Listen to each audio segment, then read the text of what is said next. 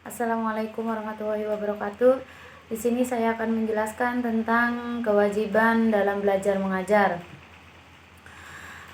Di mana tujuan pendidikan yaitu menjadikan anak didik menjadi insan yang beriman dan bertakwa kepada Allah Subhanahu wa taala, supaya nantinya anak didik kita bisa menjadi manusia yang berguna bagi nusa dan bangsa. Di sini terdapat beberapa komponen dalam pendidikan, yaitu yang pertama harus ada guru, murid, serta kurikulum. Setiap manusia wajib mencari ilmu, karena mencari ilmu itu sama pahalanya dengan perang di jalan Allah, yang biasa kita sebut dengan perang jihad fisabilillah. Dalam kewajiban belajar, kita diwajibkan untuk memperbanyak membaca. Kenapa? Karena membaca akan menghimpun banyak informasi. Dengan membaca, kita juga akan mendapatkan kemampuan yang akan terus berkembang. Seperti yang telah dijelaskan dalam Al-Quran surat Al-Alaq, yaitu Iqra, yang artinya bacalah. Di situ tidak dijelaskan bahwa apa yang harus kita baca, dalam artian yang dibaca itu bersifat umum atau menyeluruh. Misalnya meliputi yang tersurat, yaitu Al-Quran ayat-ayat kauliyah, dan yang tersirat itu ayat-ayat kauniyah. Al-Quran itu merupakan ayat Allah. Ayat yang pertama yang turun berupa perintah membaca itu mengandung arti bahwa umat Islam seyogianya itu pandai baca tulis. Umat Islam senantiasa harus antusias dalam membaca, meneliti, menulis, dan mengembangkan ilmu pengetahuan dan teknologi. Dengan membaca, manusia akan banyak mendapatkan ilmu pengetahuan, dan dengan ilmulah manusia menjadi mulia di mata Allah dan mata manusia. Membaca itu tidak hanya dilakukan satu kali saja, melainkan kita harus membaca dengan berulang-ulang. Misalnya 2 kali atau 3 kali, agar apa yang kita baca akan kita pahami dengan mudah. Selain membaca, kita juga dianjurkan dengan budaya baca tulis, sehingga pengetahuan manusia akan semakin hari semakin berkembang. Hal itu dikarenakan bahwa pengetahuan itu tersimpan dan dapat dibaca, dikritik, dan dikembangkan oleh orang lain atau generasi-generasi setelah kita nanti. Nilai-nilai pendidikan yang pertama yaitu setelah kemampuan fisik, maka yang wajib dikuasai oleh manusia adalah kemampuan baca, tulis, dan berhitung, yang biasa kita sebut dengan calistung.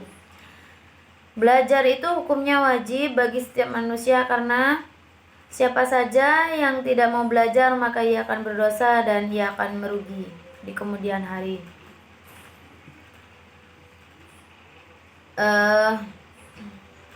Setinggi apapun prestasi yang dicapai manusia, juga harus perlu mengingat asal usulnya, yaitu alaqoh, sesuatu yang tidak berdaya dan tidak berharga.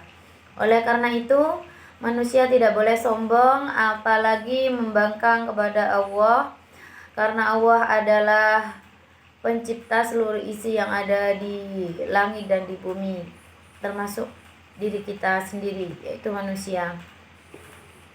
Kemudian adanya perintah membaca dari Allah mengandung isyarat bahwa pemerintah perlu ikut menyelenggarakan pendidikan bagi rakyatnya. Juga tidak kalah penting ialah menyelenggarakan pendidikan agama, karena pendidikan agama sangat penting untuk kehidupan kita. Pendidikan agama juga akan membawa kita ke jalan yang benar dan akan membawa kita ke dalam kehidupan yang lebih baik. Kemudian ayat yang kedua yang berkaitan dengan kewajiban dalam belajar mengajar, yaitu terdapat dalam surat At-Taubah ayat 122, di mana yang artinya tidak sepatutnya bagi kaum mukminin itu pergi semuanya ke medan perang. Mengapa tidak pergi dari tiap-tiap golongan di antara mereka beberapa orang untuk memperdalam pengetahuan mereka tentang agama, untuk memberikan peringatan kepada kaumnya apabila mereka telah kembali kepadanya, supaya mereka itu dapat menjaga dirinya. Maksud dari ayat di sini ialah pergi mendalami agama dengan kata yang sama, yaitu pergi ke medan juang fisik. Maksudnya ini pergi belajar atau menuntut ilmu itu sama halnya dengan kita berperang atau berjihad. Ayat yang ketiga yaitu terdapat di surat Al-Mujadilah ayat 11, yang berisi penjelasan dengan memberikan tempat kepada orang lain untuk mengikuti majelis, yang mengandung arti bahwa pendidikan itu harus demokratis, yaitu memperhatikan kepentingan semua orang tanpa terkecuali. Di sini memberikan kesempatan kepada orang lain juga untuk mengenyam pendidikan. Dengan demikian, pendidikan tidak boleh menjadi monopoli pihak tertentu. Siapapun dari golongan manapun, entah itu orang kaya, orang miskin, orang hitam, orang putih,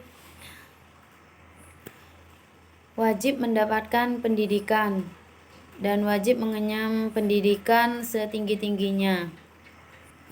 Sebagai pendidik, selain kita orang beriman, maka kita harus menjadi orang yang berilmu, karena